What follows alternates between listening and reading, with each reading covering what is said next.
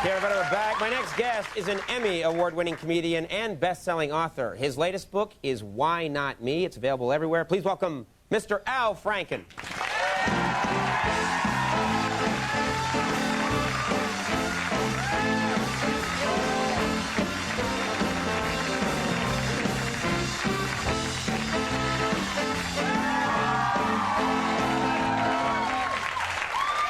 Thanks for coming, Al. My pleasure. Thank you for having me.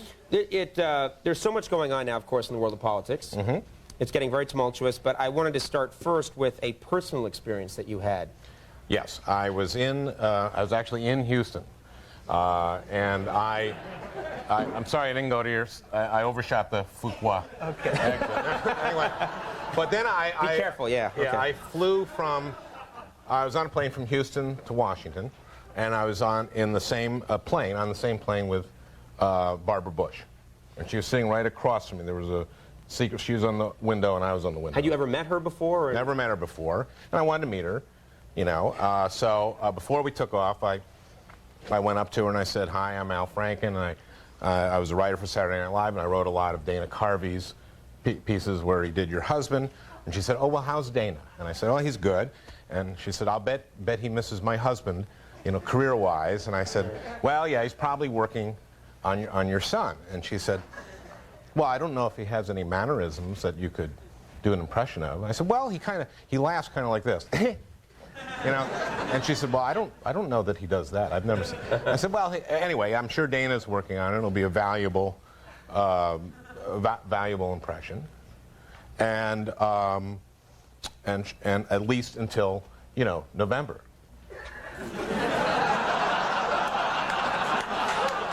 And Did you seriously say that to her? Yeah. So I was just kind of having, you know, a joke, and she said, "Well, I'm through with you."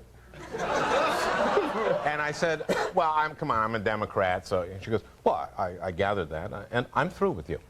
Seriously? Well, yeah, I guess. I don't know if she was joking. So I was dismissed, and I went back to my seat. So then we had a meal on the flight, and I went back to her seat. And you went back? I mean, back to say, yeah. And I said, I think I know something that I can get you back. I can get back in your good graces. And she said, "I'm through with you." And I said, "Well, I know I'm a good friend of your nephew John Ellis." Mm-hmm. And she said, "Oh, well, John Ellis is a very good man." And we talked about him, and I left before I was dismissed. Right. So then. So you think you're back in now? Kind of, yeah. So we land, and we're about to get off, and I say, "Here's another thing you'll like about me." And she said, "I'm through with you." I said, "Well, my daughter teaches kids to read, and I know literacy. She said, "But you can take credit for your children." And I said, "Well, yeah, you can." She said, "Well, I'm through with you." And so I don't know. She played it right down the middle. I don't know if she was having fun or really mad at me. My guess is that she is through with you. Yeah. Yeah. That would be my guess. Now, speaking of George W. Mm-hmm. Bush, a lot of people are saying he was really hurt by this visit to Bob Jones University and that it hurt him.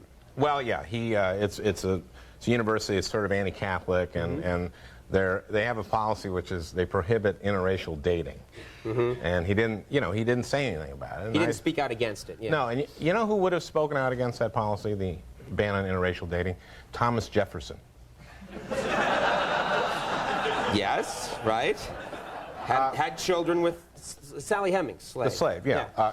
Now, this is the way I look at it.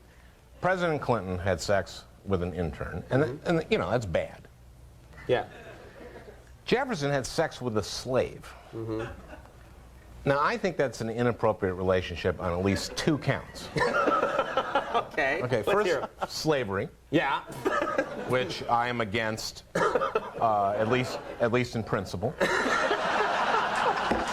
This is a brave stance for you, Al. You're against slavery. Yes. Good. Okay. And 2, then having sex with a slave. Right. Which, I mean, what kind of message does that send to the other slaves? Oh, Sally's had sex with the master, so she gets to work in the house. I have to work in the field. Right. So it creates, you know, a hostile working environment. Yes, I guess it would, Al. Would create a hostile working environment.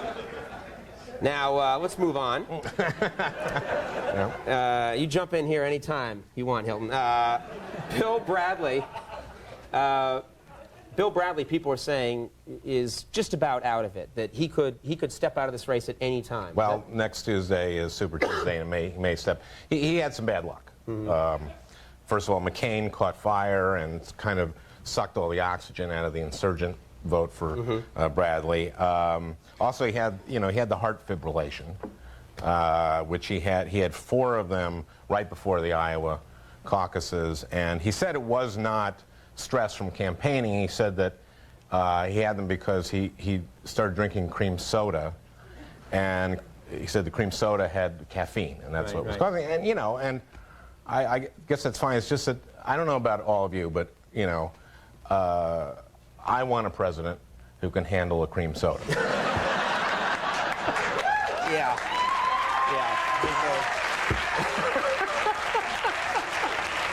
But I like Bill Bradley. Now, the Republican campaign, people are saying getting dirty in an unprecedented way, that it's getting nastier It got very, very nasty, starting in South Carolina. Yeah. With the push polling. You know what a push poll is for your audience? It's sort of spreading negative information, not necessarily true, about your opponent in the guise of a survey. Pretending to be a neutral survey. Yeah, so you say, hi, this is, we're a private polling company. We're doing a survey about the primary. If you knew that John McCain was a liar and a cheat and a fraud, would you be more likely or less likely to vote for him? So that's kind of what the Bush campaign was doing. So I like McCain. So I called up the McCain camp. I said, I got a push poll for you. Hi, we're an independent polling company. We're doing a survey on the primary. If you knew that while John McCain was hanging by his thumbs in a North Vietnamese prison camp, that George W. Bush snorted several pounds of cocaine, would you be more likely or less likely to vote for George W. Bush? And they like it?